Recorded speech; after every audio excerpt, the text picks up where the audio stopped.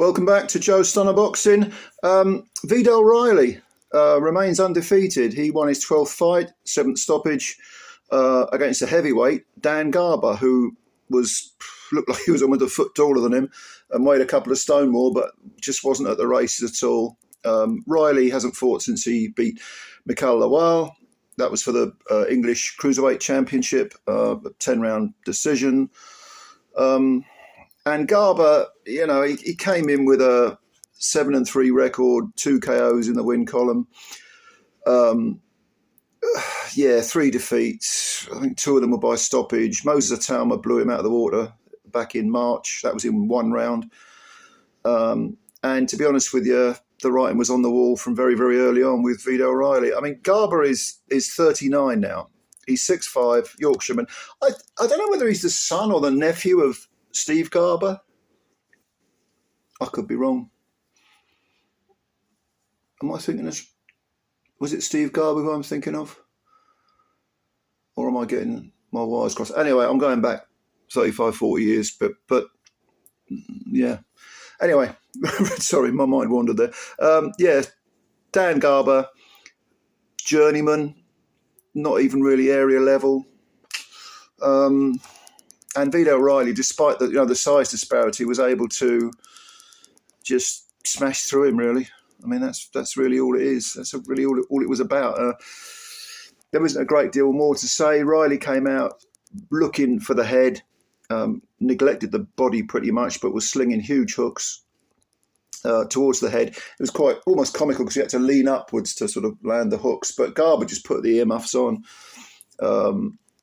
Didn't really throw anything back really of any worth, maybe a couple of don't hit me punches. And to be frank with you, it was a mismatch. But I can't believe that Riley is going to stay at heavyweight. There's no way he should be at heavyweight. He did fight. Has he fought heavyweights before? No, I don't think so. I was thinking, no. Nathan Corliss is a cruiser, isn't he? And that was for the English title. Yeah. Okay, I'm doing this on the hop, thinking back. Yeah, this was his first sort of heavyweight sojourn, even though I don't think he weighed more than the cruiserweight limit, and he got a 2nd round stoppage. But he is a cruiserweight. He's 6'1". He's, I think he's from Hackney or Tottenham or something like that. But he's only 27, and like I say, still undefeated. He can go for domestic cruiser honours. I mean, he's won the English. He can win the British. He's good enough. Very, very entertaining to watch. Goes forward, starts, like I say, very, very aggressive. Not a great deal of variety to his work. Doesn't jab as much as he should. I'd like to see, because he's quite heavy-handed, I'd like to see some jabs to the body. I was thinking that with Garber, because Garber was so much taller, he's going to bank to the, jab to the body. But to be honest, when you haven't got much in front of you, I don't know. They're talking about, maybe he just wasn't that fussed, but they're going to put him in, or they're talking about putting him in with Isaac Chamberlain. They had a little face-off afterwards in the ring. Isaac's coming off a defeat, isn't he? But this is a good matchup. Isaac Chamberlain versus Viddal, good matchup. And they were very respectful, even the stare-off, they were sort of almost smiling as they were looking at each other. I think that would be a good fight. But this, against the likes of Garber, it gets him out, gets him a little paycheck in time for Christmas, but not a great deal to really write home about. Bit of a rust cheddar maybe in just under 2 rounds. He is very aggressive, but again, I'd like to see a little bit more variety. I'd certainly like to see more body work and more jabs. Mix your work up, because Garber from virtually the moment the first punch landed wasn't looking to win. He was sort of thinking, I'll get my money and go home. You could see it. And even when he got trapped in the corner as the referee stepped in, I mean, there was a big overhand right. Garber could see it coming, and he closed his eyes as if to brace himself for it landing.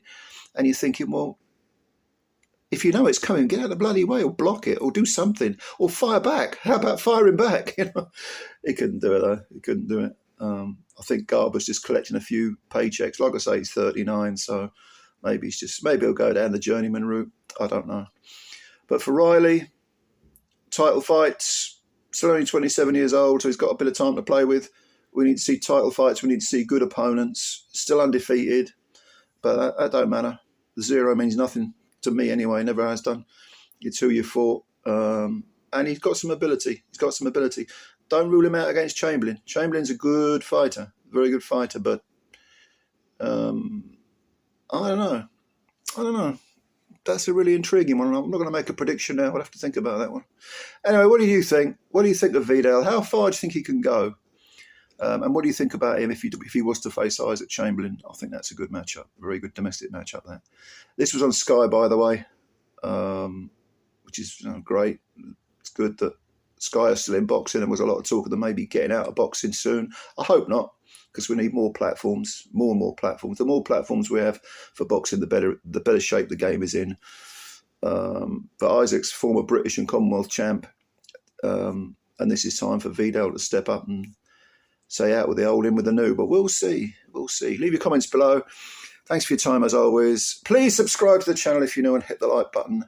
Much appreciated. Plenty more to come tonight, and bye for now.